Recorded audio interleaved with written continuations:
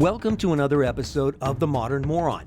My guest has been on the show once before, along with the senator, and we refer to him as Templeton, as in from Charlotte's Web. We've been besties since high school, where we were both relatively scrawny. Neither of us was on any sports teams, but we hung out with a couple of the jocks, you know. We took a bunch of the same college classes together and always talked about our own business partnership firm being called Wrong and Wronger. You know, fill in the blank after that. Wrong and Wronger accounting firm, Wrong and Wronger legal consultants, Wrong and Wronger construction company. You get the idea. Whatever we did, we would kind of screw it up. We were not on the honor roll, let's put it that way. His idol back in high school was Woody Allen. Not the pervert Woody Allen, but the Woody Allen that brought us Annie Hall, Play It Again Sam, Manhattan, Sleeper, Bananas, Take the Money and Run, all those movies, and that's basically just from the 70s. Unfortunately, today we can't separate Woody Allen from his sickness, but his work in the 60s, 70s, and 80s alone was incredible, and that, for very understandable reasons, is why Woody Allen was my friend's idol. Here's Woody from an interview from 1971. When was the first movie star that you met? Can you remember? Yes. I met Trigger, who was Roy Rogers' horse, at a party. Actually, I picked him up at a party. And we had an ongoing relationship for 2 years after that. So I'm very proud of. Did you ever meet Roy Rogers at that time? No, I have no interest in meeting Roy Rogers. But I loved living with his horse. But what about the smell? He didn't mind that so much.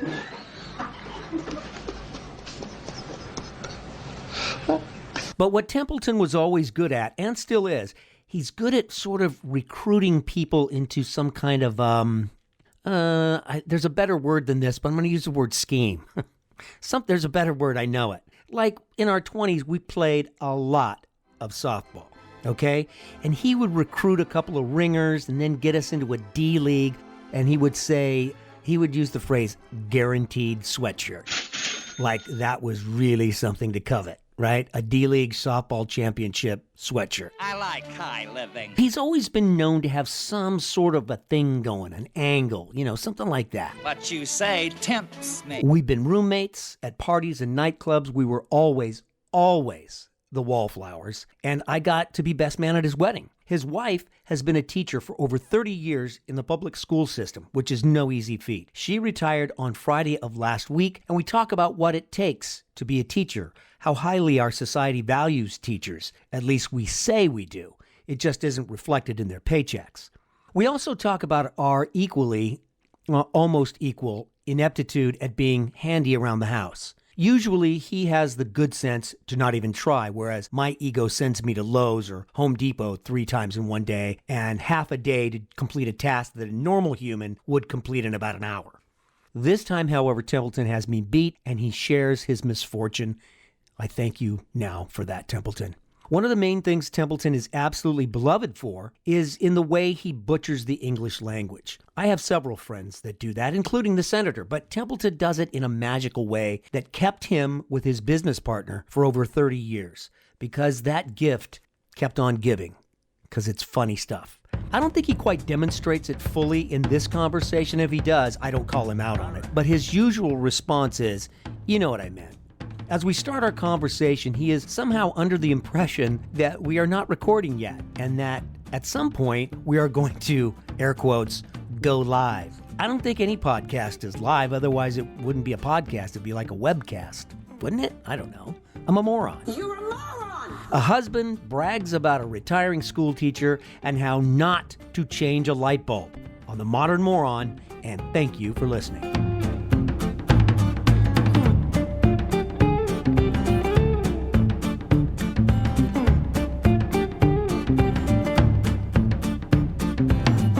You ready? Yeah, we're using What are you drinking? Coca-Cola. I just got off the golf course, man. Okay, all right. I thought you might be having a gin and tonic or something. No, and I got round 2 tomorrow, and Fred and I didn't play very well, so I'm going to go to bed right after it gets dark. Okay. Are you in a tournament? Yeah, that's why I'm up here.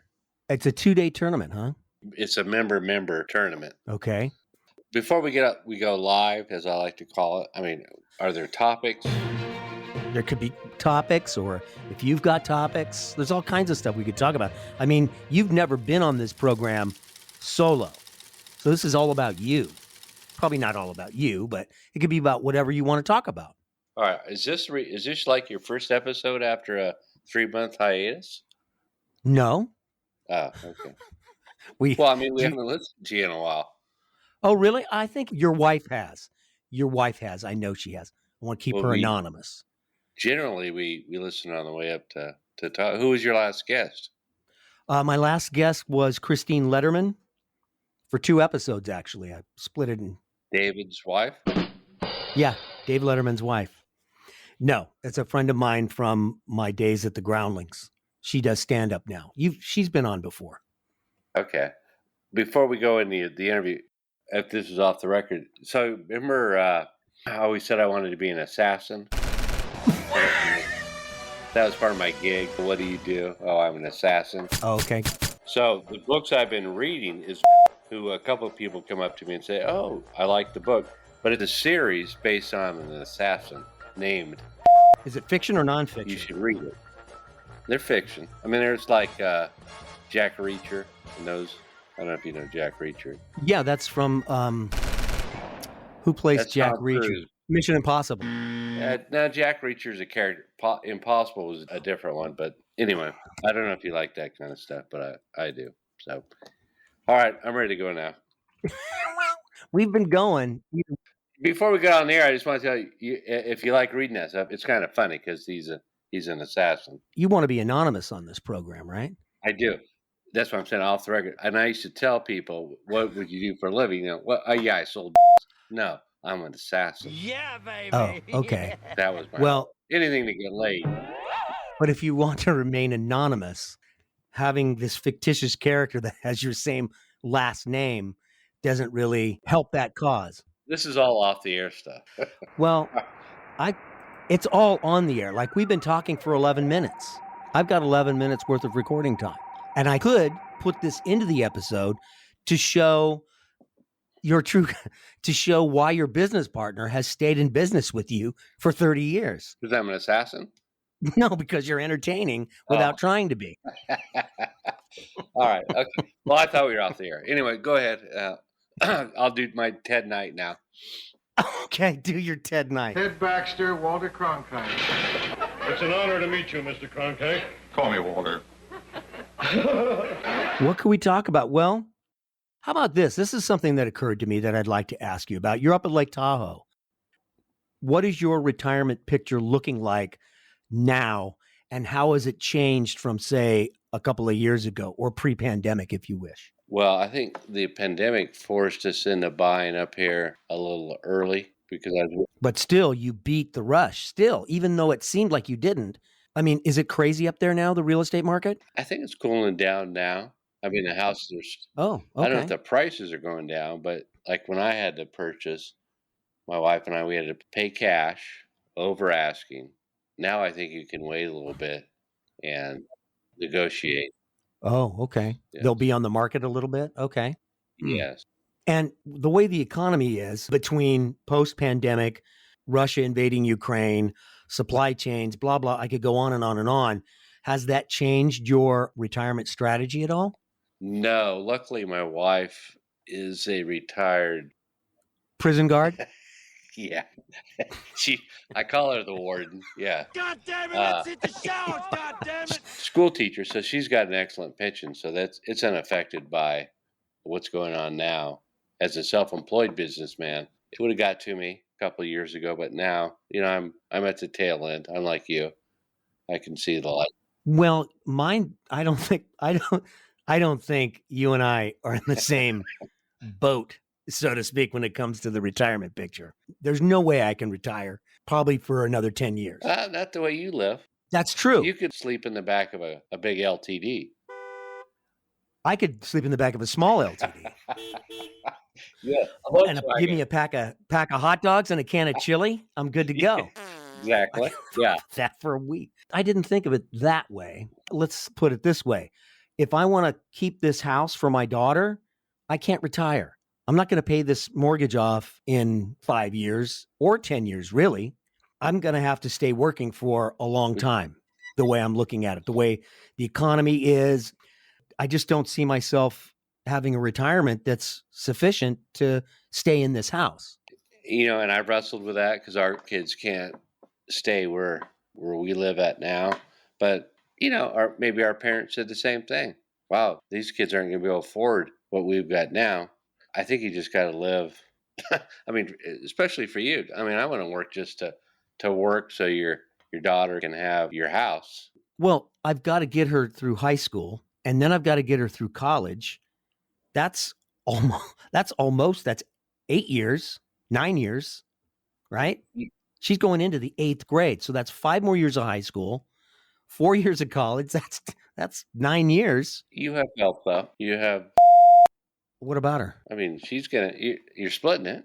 That's true. Yes. But I'm saying I can't, if I sell this house and get whatever I get out of it and move into a condo, not up there, move into rent a condo around the corner from you or something, I still have to put her through probably private high school and pay college tuition.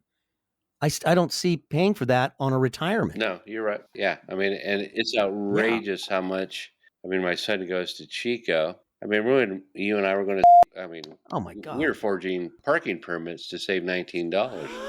Now it's, I don't recall forging a parking permit. Okay, did you? Well, I did, but Chico is now, Chico, $25,000, $25,000. That's what I'm saying. And I won't go overboard, but that's what we pay taxes for, is to make state college affordable. And it's real. The state college are affordable. It's only $7,000 tuition, but the room and board it's more.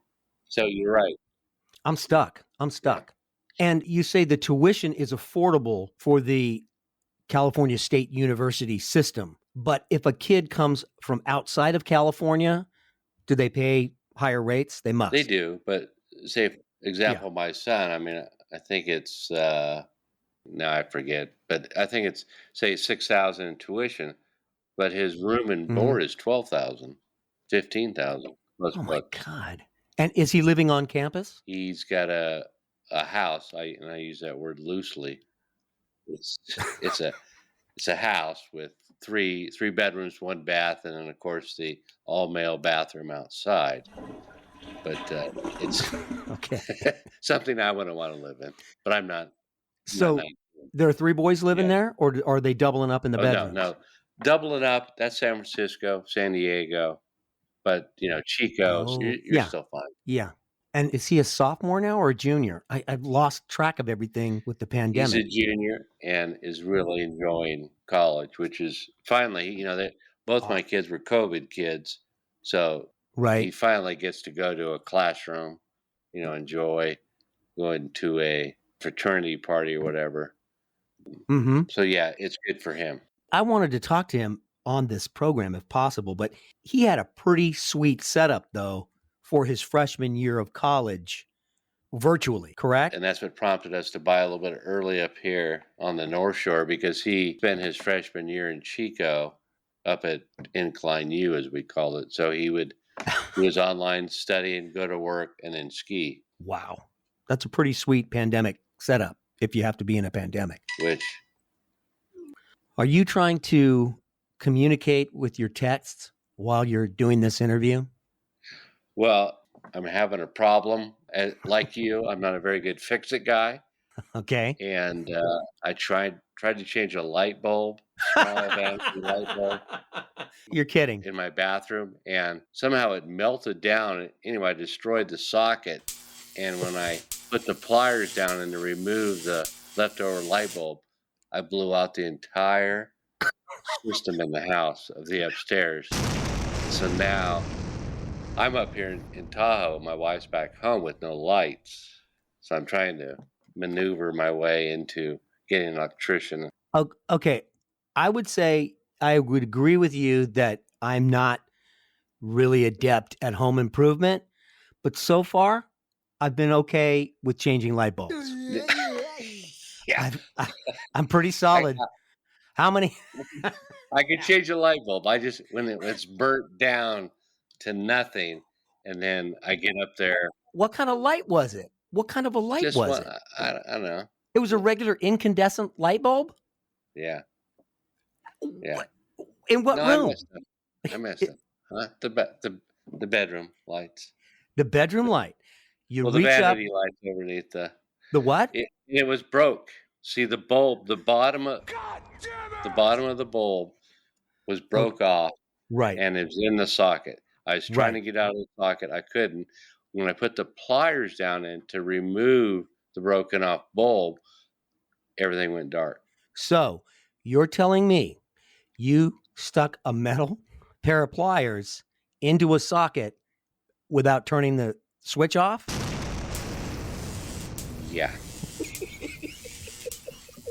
Yeah. Woo, yeah. See, if it weren't for people like you, Yeah. you shift the bell curve in my favor. Yeah. Yeah. So what would I do without you? So now Templeton is trying to.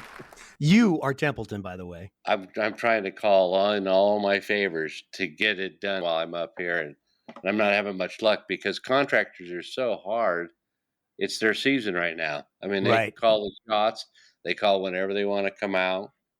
And they're So now- they're working on and bidding on big jobs, not come by and fix my Right. light bulb. So my $1.10 light bulb is going to cost me probably $300-400 when they come out. Wow. Yeah. Are you sure about that? Well, I brought in another friend who snipped the wires just to get lights on, and that didn't work. Who So there's something. Now I've really created a problem. who did you bring in to snip the wire? Big Daddy. Stop. Big Daddy, not Big Daddy Marin. Okay. Yeah, he's handy, though. He is. He's good. Yeah. And he snipped some wires and that didn't do it. Well, he tried to get the bulb out. He couldn't do it. He says, hey, let's just get the lights on. I'm not going to get too technical on you, but the outlet still works.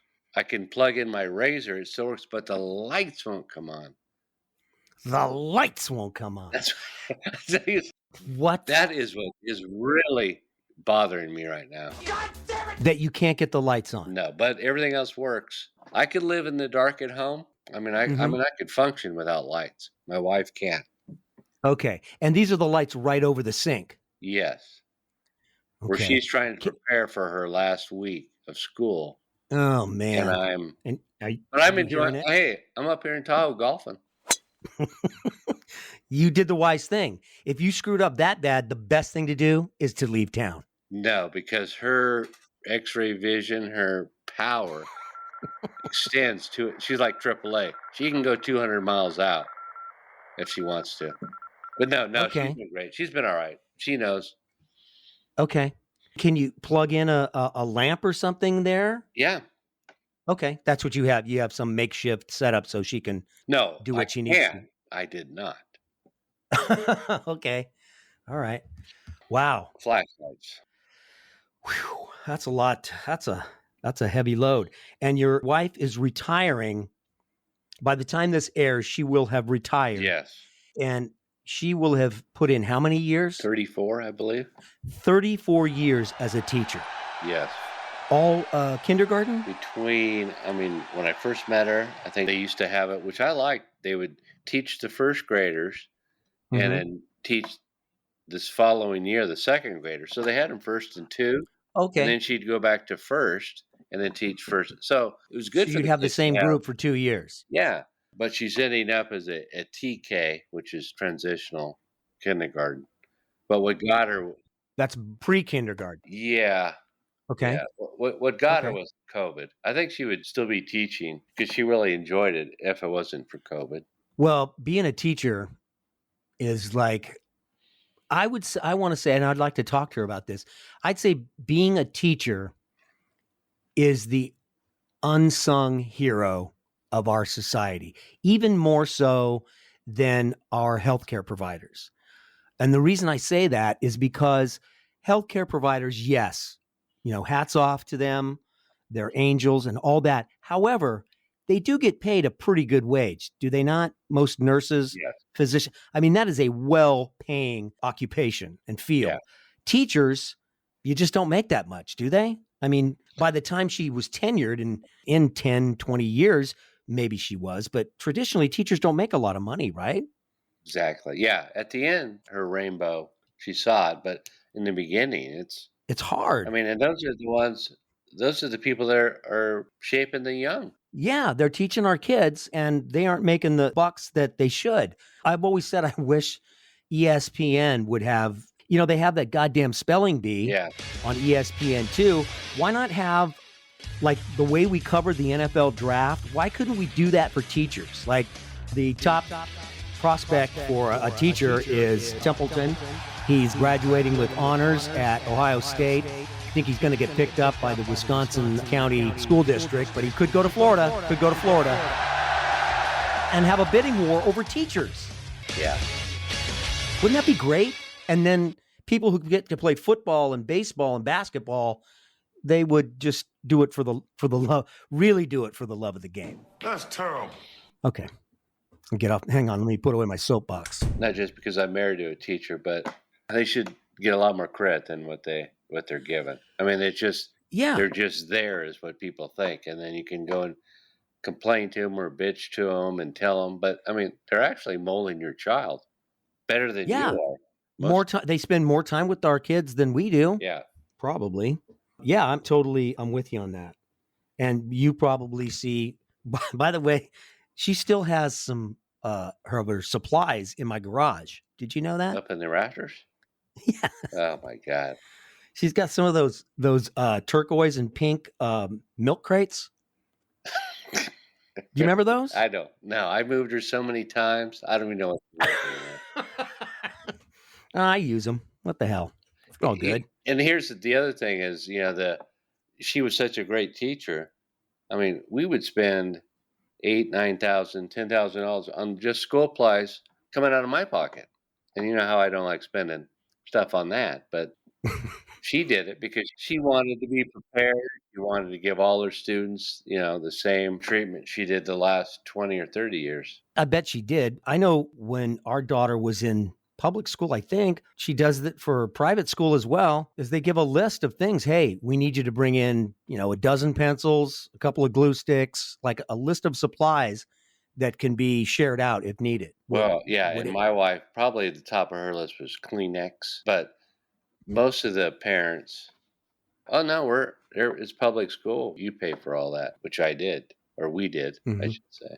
Mm-hmm. Yeah, she spent a lot of money. I mean, yeah, you could put it on your taxes, but you don't get, I'm not going to go into the dollar for dollar tax credit, but right. She spent a lot of her own money to make sure that she taught those kids to the best of her ability. Uh-huh. Does she, and I'll ask her this myself, but do you recall any students that either came back to see her after they had graduated from high school, or I'm sure she's got a lot of stories, especially kindergartners. Yeah. In fact, she's had a lot of, and I think that what makes her the most proud. She's got a lot of students that come back that have told her how much they enjoyed her teaching professionals, Really? That's pretty great. It is. That's pretty cool. She likes that. Yeah, I would imagine. You don't get that in other professions. No. Probably too often. Somebody said, you were a mentor to me. I suppose it does happen from time to time. I mean, we all remember our favorite teachers, and it's great when they come back and say, "Hey, you really shaped my life, or changed my life, or helped me." And she gets a lot of that because she's been in it for a while, and she really did care. She's old school. Yeah. No pun intended. No pun intended. But I mean, she really cared. I mean, she spent in my opinion, way too much time, but that's what she wanted to do. Uh-huh. You see teachers now just going through the motions. She was old school, and do you see teachers going through the motions? Because I feel like you don't become a teacher just to pay the bills, do you? Well, I'll go be a teacher. I mean, you wait tables to pay the bills, you work food service and that kind of stuff. But I'm sure there are some public school teachers that. I'll backtrack. She leaves the house at 7 and gets home at 5. I mean, she doesn't even start teaching till noon or whatever. But some of those teachers, they get there at 8 and they leave the minute after 3 o'clock strikes. She stays there. I mean, she gets there early and she stays late. And that's what I mean. She doesn't start teaching till noon? Well, she's TK, so Oh, okay. now you're going to get me in trouble. I don't know her exact schedule, but I know I'm going to get you in trouble? I think you could do that all on your own. I can. She gets there early and she stays late.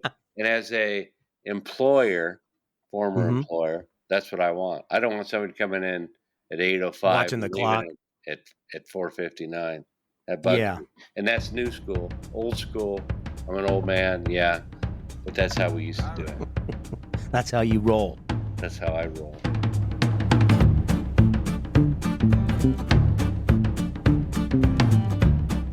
Congratulations on 34 years of teaching our little ones. Enjoy a great retirement. Before we part ways, I want to keep trying to have a little segment called, I'm not sure what to call it actually, more on chaplaincy, maybe? Or maybe I have to set aside whole episodes for that. But I wanted to tell you about one pretty small incident that I thought was going to be fairly routine, but it wasn't. Maybe that's one of the things I like about chaplaincy in a hospital is like sooner or later, Life was like a box of chocolates. you get something unique, as long as you're paying attention. So I'm making my rounds I love saying that, by the way. So I'm making my rounds a few weeks ago, and usually the door to the patient's rooms are open. So I can sort of knock gently on the doorway and then see if they're up for a visit. If the door is closed, I figure one or both of the patients don't want to be disturbed. So for some reason, I knocked on a closed door, opened it, and started to walk into the room. It only had one patient in it. The patient was quite literally chained to his bed with a chain, not a strap or a restraint. It was a chain. And sitting with the patient are two highway patrolmen, or if you're not in California, a couple of state troopers. You know, one of them might have been a county sheriff. I don't know. So I've opened the door and stuck my head in, and I'm actually kind of halfway in the room. So I say something to the effect of, hey, what's up? Something stupid, basically. One of the officers stands up and turns to address me, so I introduce myself. You know, hi, I'm Charlie the chaplain, or whatever it is. I didn't say that, but I did identify myself and asked the officer if it would be okay to visit the patient, because I don't know what they would call him, but it was a patient to me. They said it would be fine if I visited with him, so I cross the room, I pull up a chair, and I sit down with this guy, pretty good-sized guy, and wow, talk about awkward. I'm not sure what to ask him. It seemed obvious to me that he was either, I don't want to say he didn't want to visit, but how much of a visit can you have with two cops staring at you? I'm not saying he didn't deserve it, or that's all of that is none of my business. All I know is this guy is in a hospital bed. So I'm trying to just get a barometer, a reading on where this guy is at in terms of his health. You know, I'm asking him, are you feeling any pain? A little bit here, it's not too bad. Very short, clipped answers. Where are you from? I think he was from Oakland. Does your family know you're here? He said no. So this guy has been arrested, probably was injured in some way before, during, or after, and now he's in a hospital, and his family doesn't know he's there. So part of me almost said, well, why don't you give me your number and I'll call your family for you, which is not outside the realm of possibility, but, when you're incarcerated at the same time, I chose not to go there.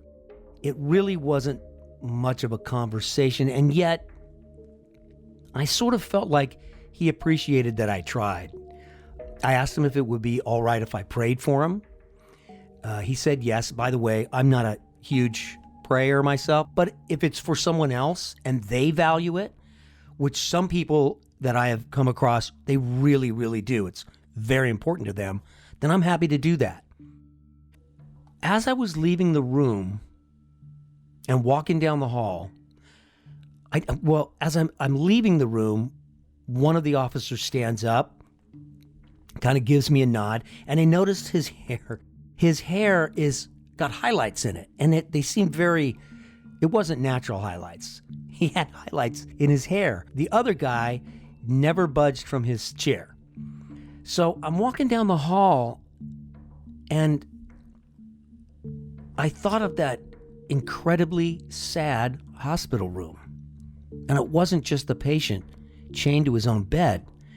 Were either of those two officers realizing their full potential as human beings, sitting in that room all day long, staring and scrolling on their phone? That was it. Is that what they imagined when they decided to get into law enforcement, or is that what they wanted to do with their lives? I doubt it. I felt bad for everyone in that room. It was so sad. And it really stuck with me. That happened a few weeks ago, actually. What made me think of it for right now is that today is my day to go in. I'm in one of the units. I'm walking down the hall, and I'm behind two law officers again.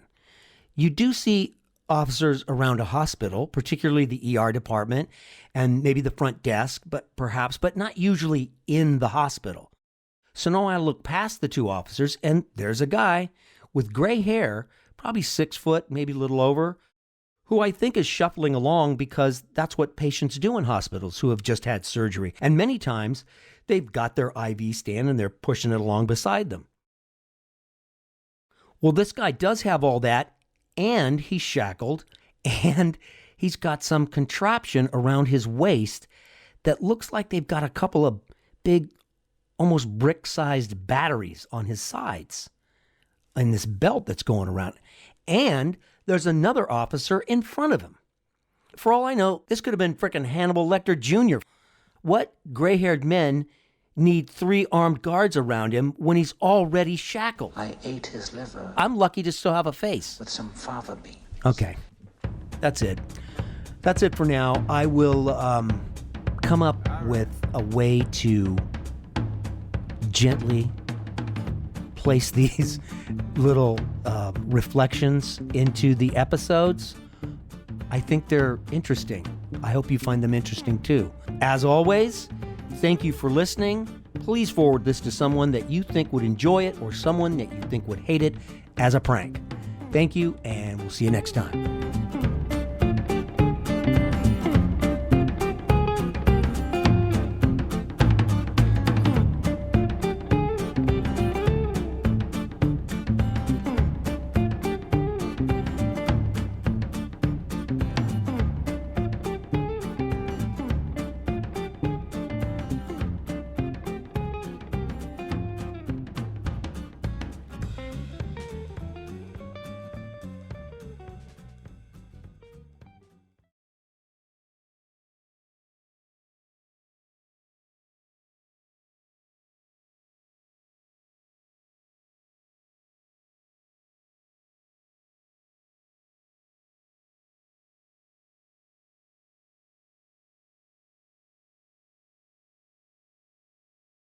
Influence of television.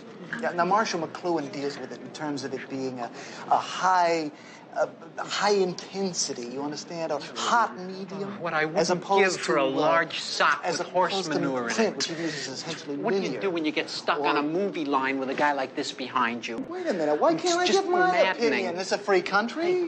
He can give you. Do you have to give it so loud? I mean, aren't you ashamed to pontificate like that? And the funny part of it is, Marshall McLuhan, you don't know anything about Marshall McLuhan's work. Really? I happen to teach a class at Columbia called TV, Media, and Culture.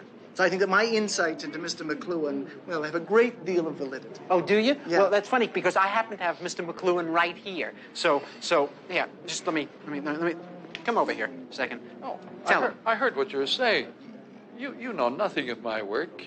You mean my whole fallacy is wrong. How you ever got to teach a course in anything is totally amazing. Boy, if life were only like this.